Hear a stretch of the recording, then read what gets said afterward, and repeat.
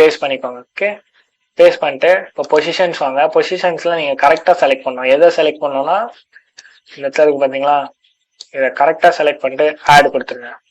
Add கொடுத்துட்டு இப்போ இந்த இடத்துல எல்லாமே கரெக்டா இருக்கான்னு செக் பண்ணிக்கோங்க. ஸ்டார்ட் அட்டாக் கொடுங்க. இது என்ன பண்ண நாம சொல்றோம் பாருங்க.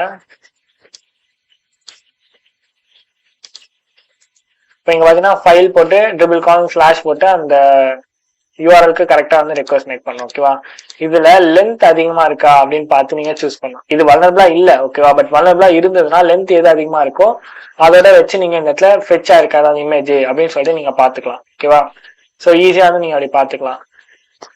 அண்ட் நானா இது வேணா ட்ரை பண்ணி வேணா டார்க் பண்ணி வேணா ஏதாவது சைட் வல்னரபிளா இருக்கான்னு காட்டுறேன். எக்ஸ்பெக்ட் பண்ண முடியாது, ஏன்னா அது அஃபென்சிவ். வல்னரபிளா இருக்கான்னு வேணா காட்டுறேன்.